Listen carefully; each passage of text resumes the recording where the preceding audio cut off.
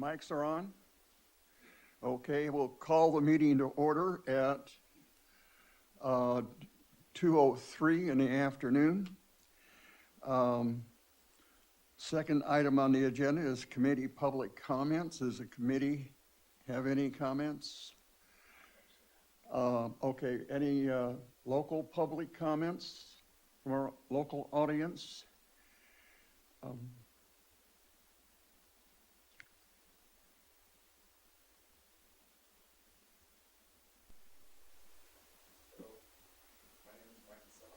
And this afternoon I got an email from the SJV newsletter that 4 groundwater plans were failed by the Department of Water Power. They're all in the San Joaquin Valley. This was expected. There's a deadline approaching on January 31st. And the Indian Wells Valley Groundwater Authority's plan is getting a lot of attention. I'm going to tell you what I did over the weekend. I drove up to Lone Pine and scoped the COSO geothermal and Rose Valley areas and some property that I knew about, and took some pictures, and I published a COSO geothermal fact sheet this afternoon on roadrunner395.com, and I'll just go through it real quick because it's very pertinent to the solution for the Indian Wells Valley Groundwater Authority. COSO geothermal is located in the Indian Wells Valley watershed basin. It's been operating as a Navy development since 1987. There's 4 separate plants, basically operated or owned under U.S. Navy and BLM authority. The property has been expanding, and they 10 years ago installed a couple very large wells in Rose Valley and ran a 12-inch long pipeline to the facility. Rose Valley is a sub-basin, essentially, of the Indian Wells Valley, or an upper basin, but it's in our groundwater watershed area. And I don't know how much they're extracting in water from Rose Valley, but the recharge for this basin, substantial percentage of the recharge for this basin flows through the Rose Valley and Little Lake area. There's no reason for Inyo County to interfere in the groundwater authority's management of that basin. In other words, the Indian Wells Valley Groundwater Authority should be the manager of the entire watershed basin, and that includes Rose Valley and COSO Valley if you want to take it over to the Navy side. Thing that I published yesterday or day before on the DFAS toxic pollutant, that could be a very serious problem for the entire valley.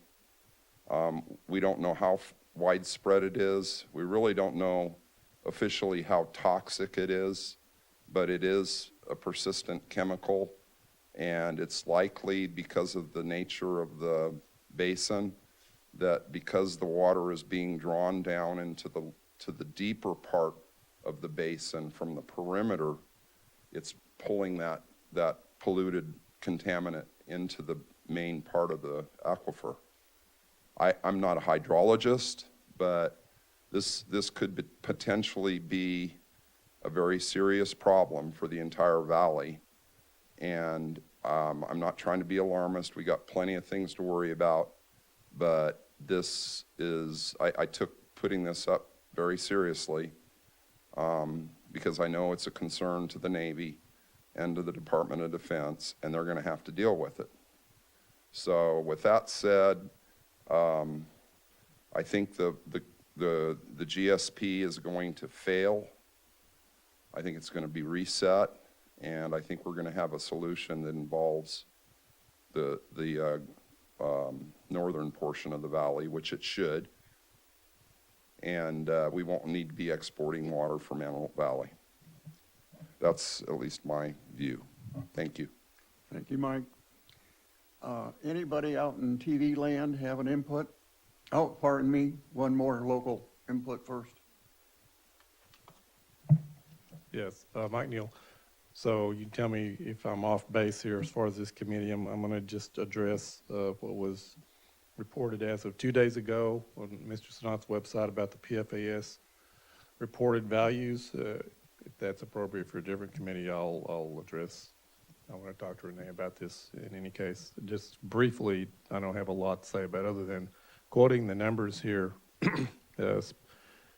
This article, defensenews.com, says the EPA's set levels, safe, I guess what they consider safe levels for PFAS are 70 parts per trillion is the max. And according to that article, the NAS has reported 8 million parts per trillion, which is 114,000 times over the limit. So, you know, I guess it matters what well they pulled it out of and measured it from and so forth and so on. But, you know, this is like shades of, you know, hexavalent chromium that they had down in Hinckley, you know, years back or whatever. So, you know, it's a poison, and obviously it's in the water. I don't know what our wells in the district are measuring as far as this goes, but, you know, I'd like to find out and make sure that we're not having you know, especially if it's been measured over the years and we see it increasing, which is, you know, a possibility of that going on. Thank you, Mike. I agree we need to find out exactly what the problem is, get it better defined, how concentrated it is, where it is, and how it is spreading to the rest of the valley. So there's a lot of unknowns, but we need to get on it. I totally agree. Director Adora? So I confirmed with Renee this morning that we've sampled our wells, with the exception of Southwest Wellfield. Our wells have been sampled as recent as October, and they're non-detectable with regard to the PFAs. And the wells that we've sampled would be the ones that are closest to the base. Okay, thank you. Okay, now, anybody out there in TV land? Apparently not, so we'll go on to item 3, which is the Indian Wells Valley Groundwater Authority, which is my topic. I split this into 3 areas: the management activity, financial activity, and project activities. I'm going to not go into a lot of detail on any of them. By the way, the last GA meeting was November 10th, and the next meeting is going to be December 8th. Under management activity, at the next meeting, the GA will decide if the Water District will get to chair the GA next year. That's at least was stated are going to be on the agenda. And as of now, the GA has not yet made public their intentions to either support or not support the DWR facilitation.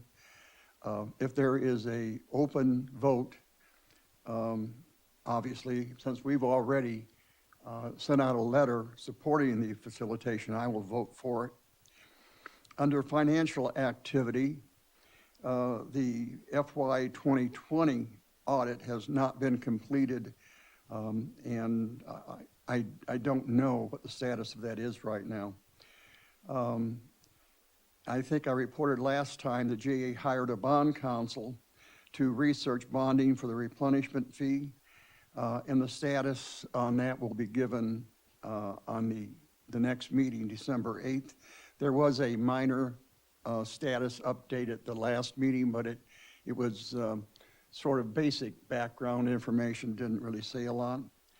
The GA did pass the 2022 budget at the last meeting, November 10th. the GA members had one business day to review the entire budget. And that, of course, was not all that nice, I didn't think. But in any event, the 2022 budget is a mix of good news and bad news. The new format makes it a lot easier to understand where the various expenses are being applied in terms of the individual funds. That's the good news. The bad news is now that we know where it is going, less than half of the money going to imported water fund, which is a little over $4 million, and that's all coming from the water district. Less than half of that will be spent on actual imported water. Now, 1.1 million of those expenses is a loan rather than a true expense, but since the extraction fee has no way of repaying that loan, it's, I think, pretty much a done deal.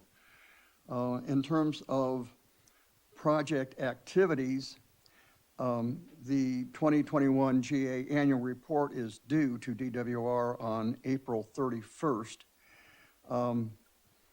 The schedule was discussed at our last meeting.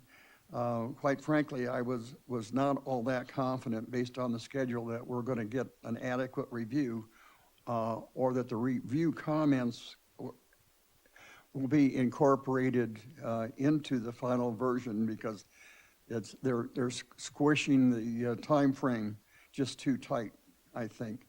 We'll see what happens at the next meeting.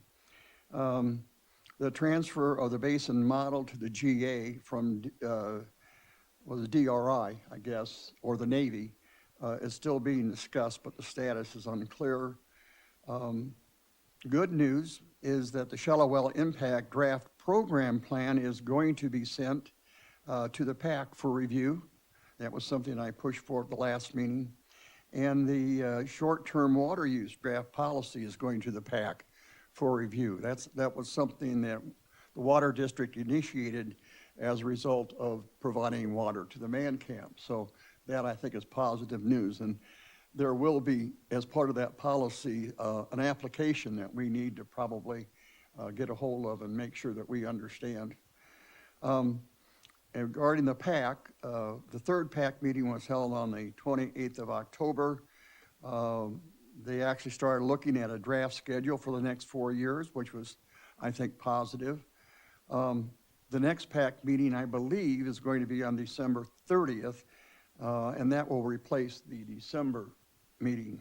In terms of the TAC, there have been no TAC meetings, but individual members have been tasked to look at and review various documents.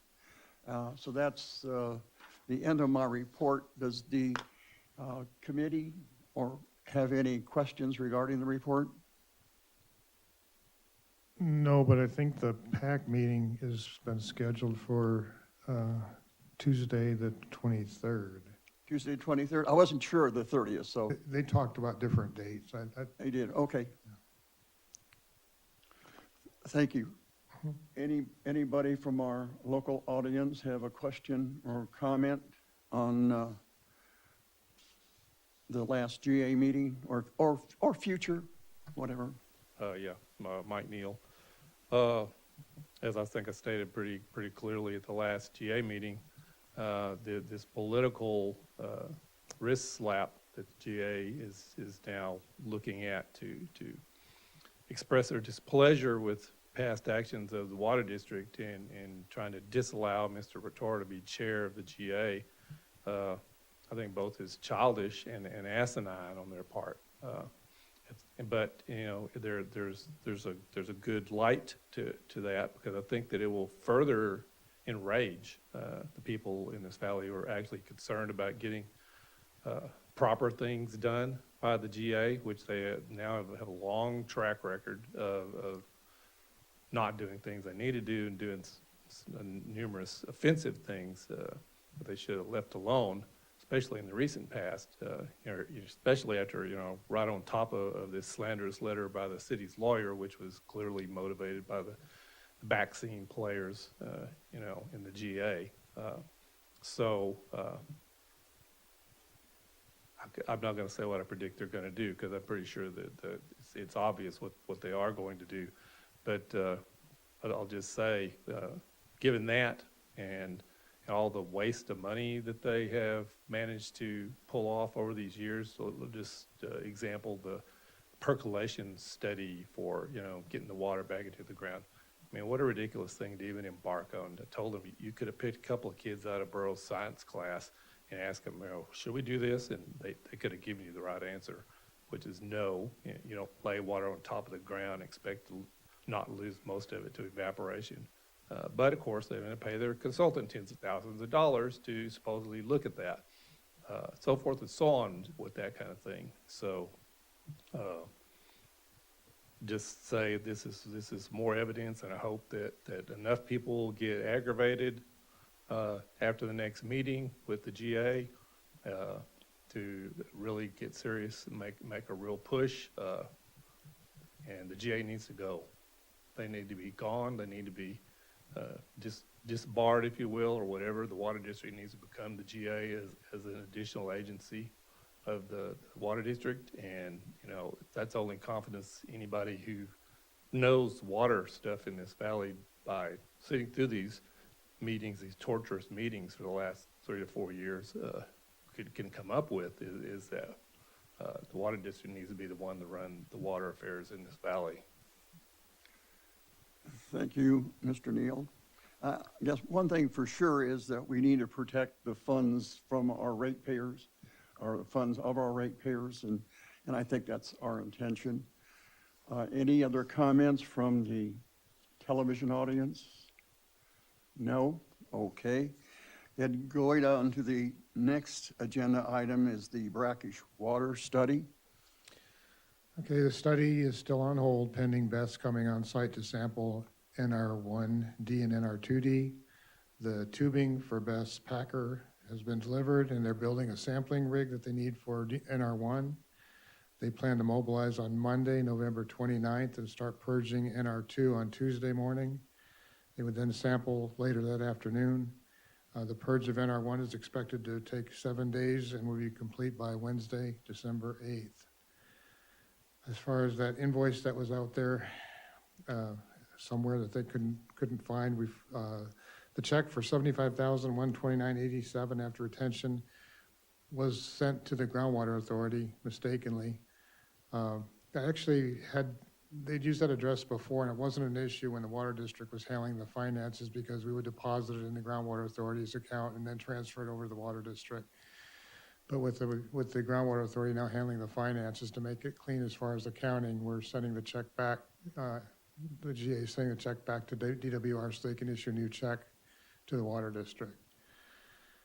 So we'll get that taken care of. I have received confirmation that DWR did approve the request to extend the deadline for completing the study to June 30th of 2022. So that's been formally approved. And other than that, there hasn't been anything going on, no meetings or anything. We're just waiting for the sampling to take place and then pretty much wrap up the initial study. Do we have any questions from the community first? Okay, any comments from the local audience? I just want to clarify, does that mean that they failed the plan basically until June? What you just said about No, it has not, excuse me, it has nothing to do with the plan per se. This is a separate study. Okay. The GSP mentions the study, but that's all. But Okay. it has nothing to do with approval of the GSP. Oh, I thought it would make sense for them just to say, hey, we're going to give you until June to figure this out. It's a different plan. Yeah.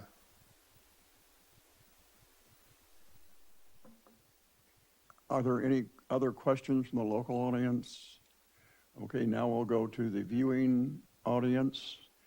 Seeing nobody commenting there, we'll go on to the next topic, which is number 5, alternate water sources. Okay, and that's Ziva? specifically the El Paso sub-basin. So Tim Parker, Dave Scriven, and Chuck Krieger did present a PowerPoint on a draft exploration program outlining a recommended approach to investigating the El Paso sub-basin at the November 8th board meeting. The presentation included the costs associated with each step that they outlined. Further consideration, discussion take place at the next board meeting. The board did not make any decisions, and there wasn't really an expectation for the board to make any decision. It was a lot of information for them to hear and receive and to ponder. So we'll have more. It'll be on the agenda for the December board meeting for further discussion. Okay. The one thing that I noticed was there was a lot of comment or indication that maybe there was grant money available for doing various things. If we could get some additional information on that aspect, because the funding obviously is quite critical. And I think everybody was a little bit surprised at how much it was going to cost. Right. Yeah. And So- grant money would be a very good alternative. Yeah, the full program, if you do every step, is I think it approaches close to $15 million. So, yeah, I think Tim Parker has indicated there's opportunities for additional mapping with the aerial electromagnetism, and also for DWR through the Technical Support Services Program to perhaps provide some additional funding for drilling. So those are things we can look into, but obviously it's not something that the district alone can carry the load for. Right, right. Thank you. Any comment from anybody else on the committee? Okay, comment from the local audience? Comment from the viewing audience? No comment from the viewing audience. Thank you, Chris. We'll go on to item number 6, the future agenda items. Is there anything on the threshold that you're aware of? Not at this time, no. Okay. I think the alternate water sources and following up on that's going to keep us quite busy in the near future, so thank you. Any future comments or comments on future agenda items from the audience? Okay, seeing none, we call the meeting adjourned at 2:25. Thank you.